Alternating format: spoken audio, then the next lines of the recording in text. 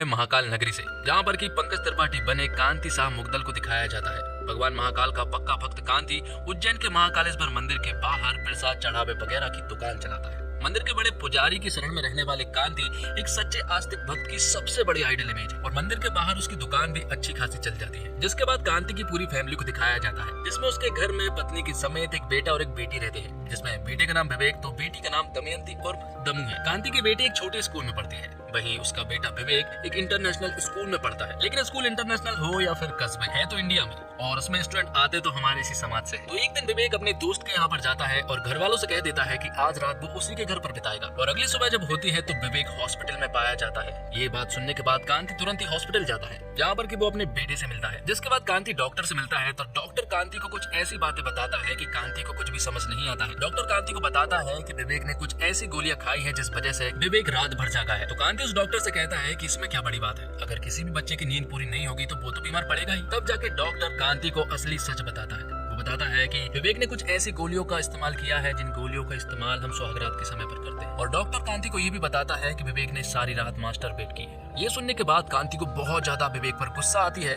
और वो विवेक को बहुत ज्यादा चिल्लाता है, क्योंकि कांति की नजरों में तो ये सब पाप है। लेकिन सबसे बड़ी बात ये है कि आखिर विवेक ये सब कुछ कर क्यों रहा था। तब कांति विवेक के एक दोस्त से सब कुछ पता कर लेता है। विवेक का दोस्त कांति को बताता है एक डांस कंपटीशन की तैयारी के बीच विवेक एक लड़की का पार्टनर बना। वो बहुत ही अच्छा डांस कर रहे थे, लेकिन कुछ जलने वाले दोस्तों ने उसके पसंदीदा पार्टनर से अलग करवा दिया। उसके दोस्तों ने उसका मजाक उड़ाया और सबसे बड़ा मजाक ये था कि उसके लिंग के आकार को लेकर उसके मन में शंकाओं का निर्माण कर दिया। और बच्चा पूछे भी तो किससे कि सामान लिंग का आकार प्रकार कैसा होता है। वह नीम हकीमों जड़ी बूटी बेचने वाले बाबाओं के पास भटकता है और फिर एक मेडिकल स्टोर से नकली गोली खाकर बीमार पड़ जाता है। ये सारी बातें जब कांति को मालूम चली तो उसे बहुत ज्यादा दुख हुआ। वो महादेव के सामने प्रार्थना करते हैं कि उसका बेटा इन सारी प्रॉब्लम से बाहर निकला। लेकिन महादेव जानते हैं कि कांति के बेटे विवेक के पास अब कितनी प्रॉब्लम्स आने वाली है, इसलिए महादेव अपने एक दूत को पृथ्वी पर भेजते हैं, जो कोई और नहीं बल्कि अक्षय कुमार होते हैं, जिन्हें कांति हमेशा महाराज कहकर पुकारता है। कुछ दिनों के बाद स्कूल के प्रिंसिपल जो है वो विवेक और उसके पेरेंट्स मतलब कि कांति को स्कूल बुलाते हैं और उसे बताया जाता है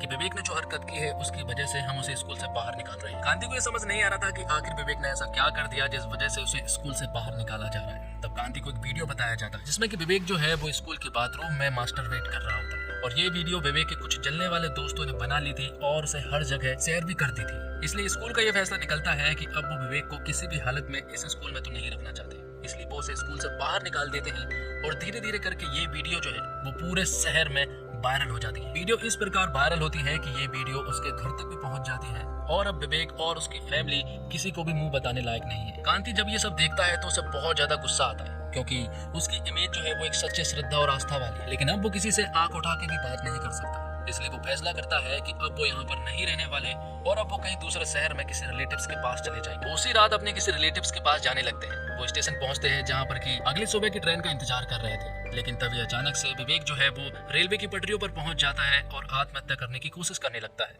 और यहीं पर कांति की एक बार फिर मुलाकात होती है महाराज से, मतलब कि अक्षय कुमार महादेव से। यहाँ पर महाराज जो है कांति से कहता है कि अपने बेटे विवेक को देखो, शायद वो यहाँ पर नहीं है, कहीं और चला गया हो। और वो उसे हिंट दे रहा था कि वो आत्महत्या करने के लिए चला गया है। तब यहाँ पर कांति उसके पीछे दौड़ता है, वो उसे बचाने की लाख कोशिश करता है, लेकिन वो उसे नहीं बचा पाता है, क्योंकि उसे महाराज मतलब कि महादेव ने बचा लिया था। महादेव ने विवेक को बचा लिया था। जिसके बाद महादेव कांति से बात करते हैं। कांति यहाँ पर उन्हें अपनी सारी प्रॉब्लम्स बता देता है, लेकिन कांति को वो थोड़े पागल से लगते हैं, क्योंकि वो पहेलियों में बात करते हैं। महादेव कांति से कहते हैं कि सारी दुनिया को तुम्हारा बेटा गलत लग रहा है, तुम्हें भी वो गलत लग रहा हो, लेकिन क्या कभी ये जानने की कोशिश की है कि विवेक असल में गलत है भी या फिर नहीं। कांति को ये सारी बातें अब बहुत अच्छे से समझ आ चुकी थी कि विवेक ने जो कुछ भी गलती की उसमें गलती उसकी नहीं थी, बल्कि हमारी स्कूल की और मेडिकल स्टोर वाले की और उन बाबाओं की भी है। क्योंकि अगर उसे सही तरह से ज्ञान मिल गया होता तो शायद आज वो इतनी बड़ी गलती नहीं करता। इसलिए वो 4 लोगों पर केस दर्ज करता है, एक तो स्कूल पर, दूसरा मेडिकल स्टोर पर, तीसरा बाबाओं पर और चौथा खुद पर। क्योंकि अगर विवेक को ठीक से ज्ञान मिल गया होता तो आज वो अज्ञानता का शिकार नहीं होता। कांति कोर्ट पहुंच जाता है एक वकील को लेकर। खुद के ऊपर केस करने वाले शख्स को देखकर जज भी हैरान रह जाते हैं। कांति उनसे कहता है कि मैं इन 4 लोगों पर मानहानि का केस करना चाहता हूँ, क्योंकि इन 4 लोगों की लापरवाही की वजह से मेरा बेटा अज्ञानता का शिकार हुआ। मैं चाहता हूँ कि सारे लोग मेरे बेटे से माफी मांगे और बदले में ये लोग मुझे महाकाल के लिए चढ़ावा दें 11 रुपए, 21 रुपए, 51 रुपए और 101 रुपए, और मेरे बेटे को स्कूल में वापस दाखिला मिले। लेकिन तभी यहाँ पर कामनी नाम की एक वकील की एंट्री होती है, जो कि एक बहुत ही तेज तर्रार वकील है। कामनी यहाँ पर जज से कहती है कि इस केस को तुरंत ही डिसमिस कर देना चाहिए, लेकिन बात रखने का एक मौका तो मिलना चाहिए। तो कामनी ये केस अपने अंडर ले लेती है और जो कांति के साथ का वकील था वो इस केस को छोड़ देता है क्योंकि कामनी के सामने उसकी हार पक्की है। तो अब कांति के पास कोई और वकील नहीं था और ना ही इस केस को कोई लेना चाहेगा। तब यहाँ पर वो जज साहब से कहते हैं कि आप मुझे वही दे दीजिए जो हमेशा देते हैं, तारीख। तो जज साहब उसे अगली तारीख दे देते हैं, जिसके बाद से कांति इस केस में लग जाता है। वो इस केस को सॉल्व करने के लिए अब कुछ भी कर सकता था, इसलिए सबसे पहले तो वो इस केस को समझने की कोशिश करता है और फिर ढेर सारी पढ़ाई करता है। वो बहुत सारी बुक्स का अरेंजमेंट करता है जो कि विवेक के पास पहले से ही रखी हुई थी। कांति इस केस को लेकर बहुत ज्यादा सीरियस था। वो दिन रात मेहनत करके इस केस की तैयारियां कर रहा था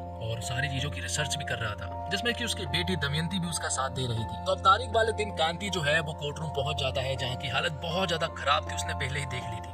तो यहाँ पर कांति सबसे पहले तो कोर्ट को अच्छी तरह से साफ करता है और इस केस को वो खुद हैंडल करने की गुहार लगाता है, जिस पर कि जज भी हाँ कह देते हैं। और सबसे पहले तो वो उनसे थैंक यू कहते हैं क्योंकि कांति ने इस कोर्ट रूम को बहुत अच्छे से साफ किया था। यहाँ पर कांति ने अपने जूते चप्पल को बाहर भी उतार कर आया था। वो कहता है कि ये न्याय का मंदिर है और वो मंदिर में चप्पल पहनकर नहीं आता है, जो बातें जज साहब को बड़ी अच्छी लगी थी। लेकिन अभी ये केस एक्सेप्ट नहीं हुआ था और उसी के बारे में यहाँ पर चर्चा हो रही थी। कांति यहाँ पर सभी को सनातन धर्म के 4 स्तंभों के बारे में बताता है, धर्म, अर्थ, मोक्ष और काम के बारे में, जिनमें की अश्लीलता भी है। और अगर इन अश्लीलताओं के बारे में लोग पढ़ना शुरू करें तो उन्हें ये अश्लील नहीं लगेगा। लेकिन कामिनी कहती है कि हम किसी भी टॉपिक को उठाकर स्कूल में नहीं पढ़ा सकते। हर स्कूल की क्रेडिबिलिटी होती है जिसकी वो हद में होते हैं। तब कांति उनसे कहता है कि अगर ये सब कुछ पढ़ाया गया होता तो आज ही सब कुछ गलत लगता ही नहीं। तो बहुत सारी डिबेट के बाद यहाँ पर जज साहब जो है वो इस केस को रजिस्टर कर लेते हैं। तो फाइनली ये केस रजिस्टर हो चुका था, जिसके कारण कांति बहुत खुश था। हालांकि ये केस अभी वो जीता नहीं था, लेकिन वो इतना खुश था जैसे कि वो केस जीत गया हो। लेकिन ये तो बस शुरुआत है, क्योंकि कांति को ज्यादा नॉलेज है नहीं और आगे बहुत सारी अड़चने हैं। तो आगे कामनी समझ चुकी थी कि इस केस को कैसे सॉल्व करना है। उसने सारी पढ़ाई करके आई थी और इसलिए वो यहाँ पर कोर्ट में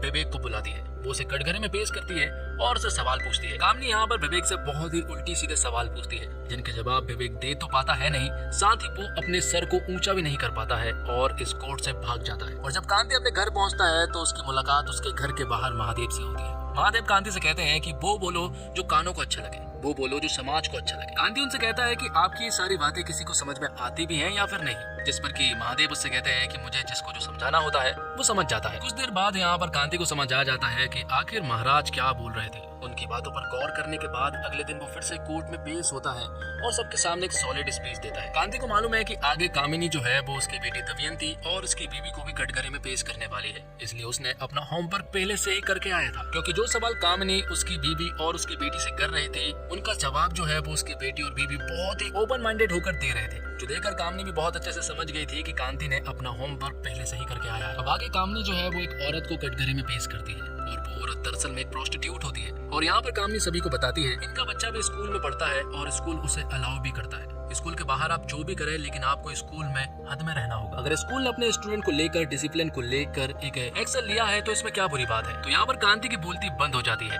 और फिर अगले दिन उनकी मुलाकात होती है महाराज से। यहाँ पर महाराज जो है वो उसे पहले में एक बात बताते हैं कि सवाल नहीं करोगे तो जवाब कहाँ से मिलेगा। सवाल के अंदर ही सवाल है, सवाल के बाद फिर जवाब है, जवाब के बाद फिर सवाल है, सारा सवाल जवाब नहीं होता है। तो अब कांति बहुत अच्छे से समझ गया था कि उसे यहाँ पर बहुत सारे सवाल जवाब करने हैं। तो कांति उसी प्रोस्टिट्यूट को वापस बुलाता है और उसे सवाल करना शुरू करता है। वो उससे कुछ पोजीशन के बारे में बात कर रहा था। यहाँ पर वो औरत भी उसे जवाब दे रही थी। कांति उनसे कहता है कि वो तो अपनी भूख मिटाकर चले जाते हैं, क्या तुम्हें अच्छा लगता है। जिस पर कि वो औरत साफ मना करती है। वो कहती है कि कुछ लोग नाचने के लिए आते हैं तो कुछ लोग उल्टे सीधा काम करने के लिए, और कुछ नहीं कर पाते हैं तो वो सामने बैठकर रोते रहते हैं। तो कांति उनसे कहता है कि अगर उन सभी लोगों को पहले से ये सब कुछ आता होता तो शायद तुम्हें परेशानी नहीं होती। जिस पर कि वो औरत भी हाँ कहती है। अब कांति उनसे एक आखिरी सवाल करना चाहता है कि आपका बच्चा जो स्कूल में पढ़ता है, आप उसे कहाँ देखना चाहेंगे। उन अज्ञानी लोगों की भीड़ में जो आपके पास आते हैं, यहाँ पर उन पढ़े लिखे शिक्षित कामशास्त्र के जानकार जो अपनी प्रेमिका, बीवी, पत्नी, जिनका वो मन और शरीर का सम्मान करे। तो वो औरत कांति की दूसरी बात से पूरी तरह से सेटिस्फाइड थी और इतना बोलने के बाद वो यहाँ से जाने लगती है। तब कांति उन्हें झुककर प्रणाम करता है। तो जज साहब उससे कहते हैं कि तुम उन्हें प्रणाम क्यों कर रहे हो। कांति उनसे कहता है कि वो एक ऐसी माँ को प्रणाम कर रहा है जो अपने बच्चे को पढ़ाने के लिए अपना सब कुछ दांव पर लगा रही है। उससे बड़ा शिक्षक कोई और नहीं है, क्योंकि स्कूल अपना कुछ भी दांव पर नहीं लगा सकता। जिसके बाद फिर से एक डिबेट होती है और ये डिबेट फिर से पहुंच जाती है स्कूल की गलती पर, कि अगर स्कूल ने सब कुछ सिखाया गया होता तो आज ये सारी गलती विवेक नहीं करता। दरअसल में कांति सेक्स एजुकेशन की बात कर रहा था। तब कामनी कहती है कि इस टॉपिक को पढ़ाने का किसी के पास कोई और तरीका नहीं है। अगर आपके पास कोई तरीका है तो आप बता दीजिए, लेकिन किसी के पास भी कोई तरीका नहीं था।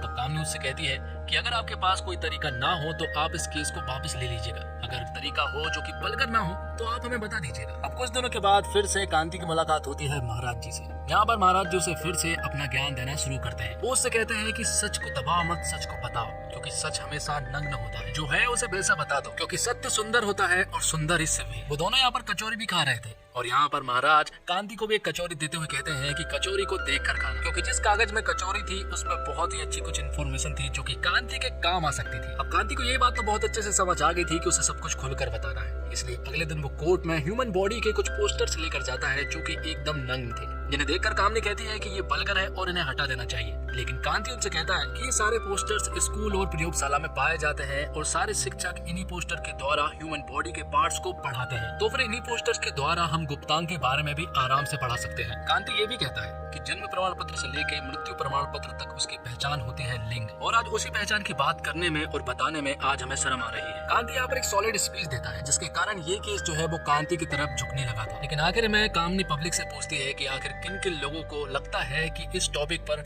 स्कूल में पढ़ाई होनी चाहिए, जिसमें कि सिर्फ 1-2 लोग ही हाथ उठा पाते हैं और जज साहब जो है अगली तारीख दे देते हैं। लेकिन इन सब का बाहर प्रभाव जो हुआ था वो बहुत ही सॉलिड हुआ था। सभी लोग चाहते थे कि स्कूल में इन सब की पढ़ाई हो और सभी लोग इस सब का नॉलेज भी चाहते थे। और अब कहीं ना कहीं स्कूल के प्रिंसिपल को भी ये लग गया था कि वो ये केस हारने वाले हैं, क्योंकि बात अब स्कूल की इज्जत पर आ गई थी। इसलिए वो कांति के साथ एक मीटिंग रखते हैं और वो कांति को 1 करोड़ रुपए का चेक देते हैं और बदले में ये मांगते हैं कि वो इस केस को वापस ले ले, जिस पर कि कांति भी उस चेक को एक्सेप्ट कर लेता है और उस पेपर पर साइन कर देता है। लेकिन उसे कहीं ना कहीं ये सब कुछ अच्छा नहीं लग रहा था। वो जब घर वापस लौट रहा था तभी अचानक से उसका एक्सीडेंट हो जाता है और वो बहुत ही ज्यादा गंभीर हालत में था। और जब अगले दिन उसकी नींद खुलती है तो वो खुद को हॉस्पिटल में पाता है। जैसे उसे होश आता है तो यहाँ पर महादेव उसे बताते हैं कि तुम मर चुके हो। मैंने तुमसे कहा था कि सत्य ही सुंदर है और सुंदर ही शिव है। मुझे लगा था कि तुम मेरे इस रास्ते पर चलोगे, लेकिन तुमने दूसरा रास्ता चुना। इसका परिणाम तो मौत है। जिसके बाद महादेव जो है वो उसे अपने असली गेटअप में आते हैं और उसे बताते हैं कि वो महादेव है। और वो उनसे ये भी कहते हैं कि तुम्हारी मौत के कारण तुम्हारी पूरी फैमिली जो है वो मेरे सामने बैठकर रो रही है। तुमने जो कुछ भी किया उसका बहुत ही गहरा प्रभाव पड़ा है पब्लिक पर, और अब मैं तुम्हें अपनी गलती सुधारने का एक लास्ट मौका दे रहा हूँ, क्योंकि आज लास्ट हेयरिंग है। जिसके बाद महादेव उसे अपनी सुपर कार में बिठालते हैं और यहाँ पर वो फुल स्पीड में उसे कोर्ट ले जाते हैं। आखिर में महादेव उसे आशीर्वाद देते हैं और कहते हैं महादेव अपने भक्तों के साथ हमेशा रहते हैं। तो लास्ट हेयरिंग के दिन कांति अपनी लास्ट स्टेटमेंट देता है। वो कहता है कि ये कहानी 1835 में अंग्रेजों के समय शुरू हुई थी। लॉर्ड मैकाले नाम के आदमी ने यहाँ पर आया था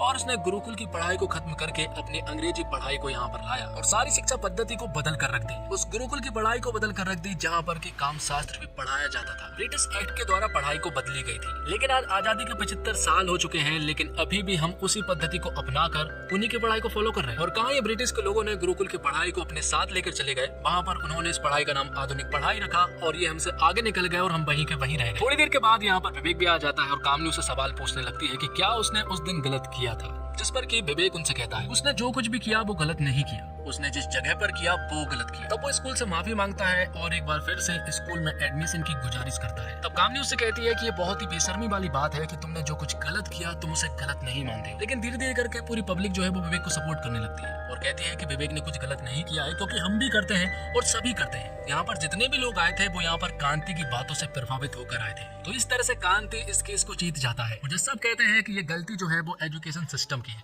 तो जल्द से जल्द एजुकेशन सिस्टम से गुजारिश है कि वो सिलेबस में इस टॉपिक को ऐड करे। और जिन 4 लोगों ने गलती की है वो 11 रुपए, 21 रुपए, 51 रुपए और 101 रुपए कांति को कंपनसेशन के रूप में दे, ताकि वो महाकाल को चढ़ावा चढ़ा सके। और विवेक को भी वापस स्कूल में एडमिशन मिल चुका था। आखिर में कामनी कांति से कहती है कि आप इस केस को क्यों जीते मैं बताती हूँ। आप परिवार के लिए लड़ रहे थे और मैं व्यापार के लिए। आखिर में कामिनी कांति से माफी भी मांगती है। तो